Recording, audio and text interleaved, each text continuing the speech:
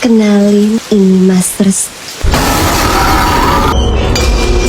Panjang umur.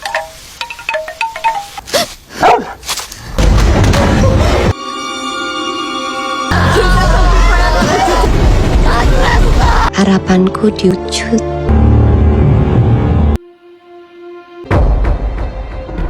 Film ini menceritakan seorang gadis bernama Mawar yang menjalin hubungan dengan makhluk halus hingga Mawar rela bunuh diri demi cinta pertamanya itu. 1986 cerita ini diawali dengan seorang lelaki membongkar sebuah makam di tengah malam. Saat hujan deras, lelaki itu diketahui adalah ayah Mawar. Ayah Mawar berhasil membawa jenazah itu ke sebuah ruangan di rumahnya, sebuah ruangan yang dikhususkan untuk melakukan sebuah ritual dengan mantra tertentu. Ingsun Mas Picis. Mawar kecil mengintip ritual itu dari celah pintu. 10 tahun kemudian, Mawar yang sedang berulang tahun ke-20 tahun mendapat kejutan dari teman-teman kuliahnya yang juga merupakan teman satu kos Mawar. Mawar mendapat dress dan jepit rambut sebagai kado ulang tahun dari V dan Kartika. Selepas dari kampus, setiap hari ulang tahunnya Mawar selalu mengunjungi makam orang tuanya. Hari ini Mawar ulang tahun. Mawar kini hanya berdua dengan Melati, namun mereka tak tinggal bersama. Mawar nyekar ke makam orang tuanya dan mencurahkan isi hatinya serta kerinduannya yang mendalam. Kalau pacaran gimana? Mawar meminta izin untuk berpacaran dengan berbisik di makam orang tuanya. Selepas pulang dari makam orang tuanya, Mawar nampak bahagia dan berseri. Hal itu disadari teman-temannya yang terus meledeknya. Baliknya diantarin sama cowok ya? Dengan raut bahagia, Mawar masuk ke kamar dan membuka sebuah kotak kayu yang berisi pita merah. Faye dan Kartika mulai curiga kalau Mawar telah memiliki pacar. Mawar bercerita mereka baru saja kenal, namun sudah merasa cocok satu sama lain, dan ini merupakan first love Mawar. Setelah dari makam orang tuanya, Mawar mengalami perubahan sikap yang aneh. Hal-hal mistis mulai dialami oleh penghuni kos. Pagi hari Mpok penjaga kosan itu mendapati jejak yang kotor sekali, namun entah jejak apa itu. Di kampus, Kartika yang merupakan penyiar radio mendapat telepon masuk dari seseorang yang bernama Restu untuk Mawar. Jaga terus janji kita, begitu pesan Restu. Pesan buat siapa kah? Setelah selesai siaran, Faye menemui Kartika. Sambil berjalan, mereka mulai menyadari perubahan sikap Mawar.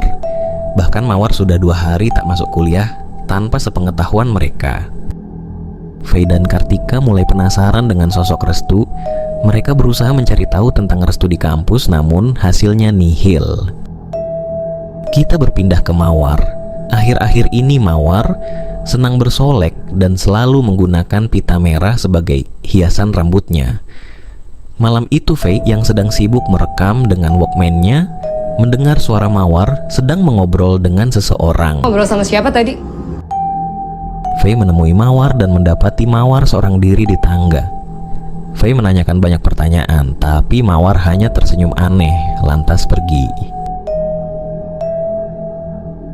Keanehan-keanehan Mawar yang tak wajar membuat Faye terus mencari tahu, hingga Faye menemui Lina untuk bertanya perihal Mawar. Lina mampu melihat hal-hal mistis tak kasat mata. Satu kotak kayu. Lina mengatakan saat Mawar pulang dari makam orang tuanya, Lina melihat dari terowongannya Mawar membawa sebuah kotak kayu, dan dari situlah mereka bisa memastikan apa yang sedang terjadi dengan Mawar.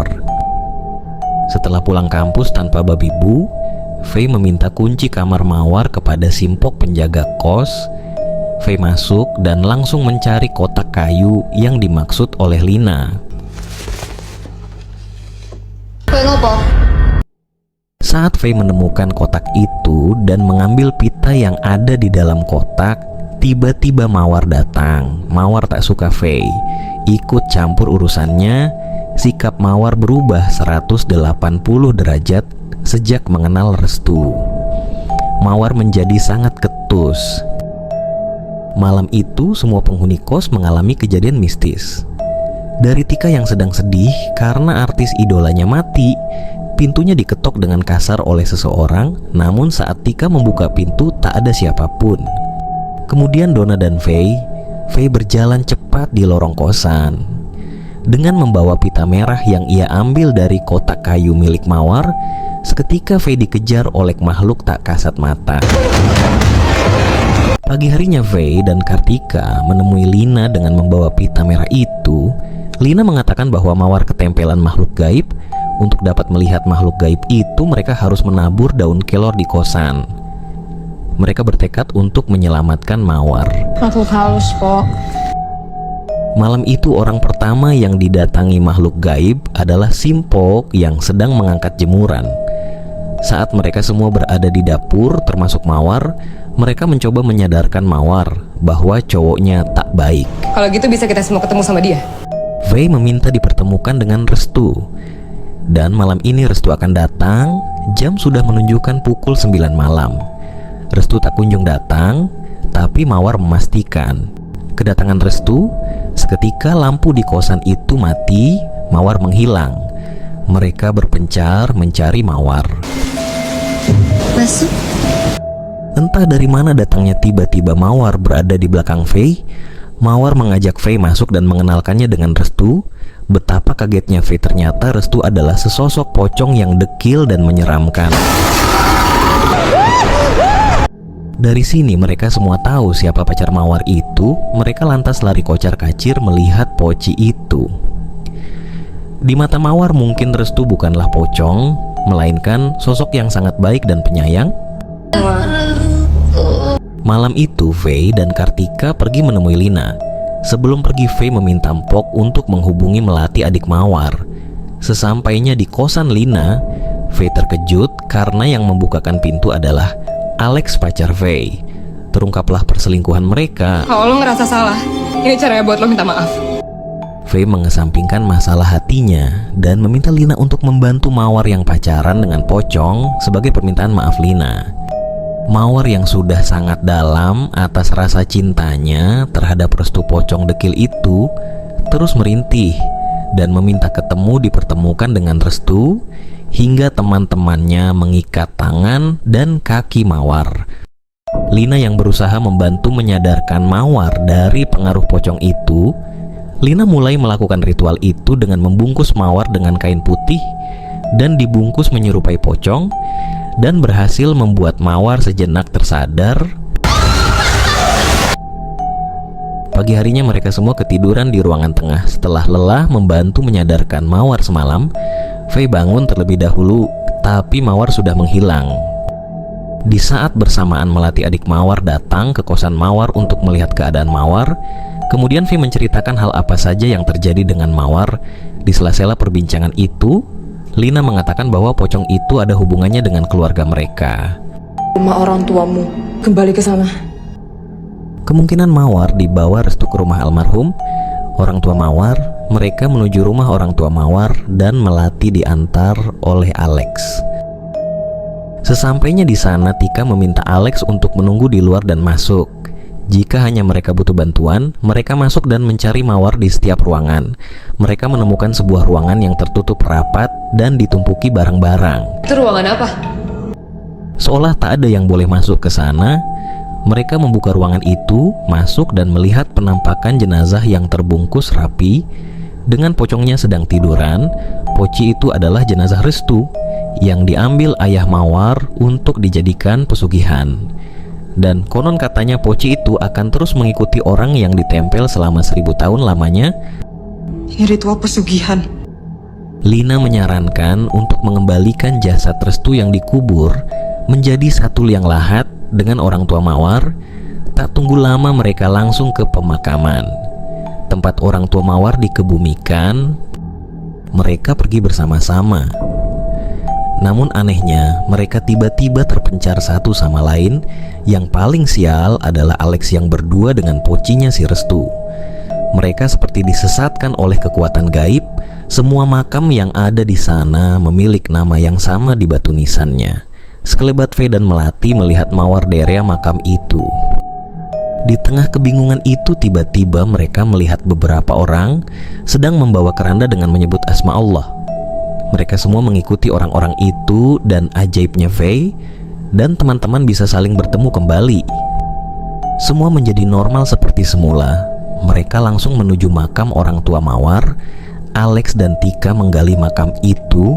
Saat selesai menggali mereka menemukan Mawar yang terbaring di dalam makam itu. Alex mengangkat Mawar, setelah itu jenazah Restu gantian dimasukkan ke liang lahat.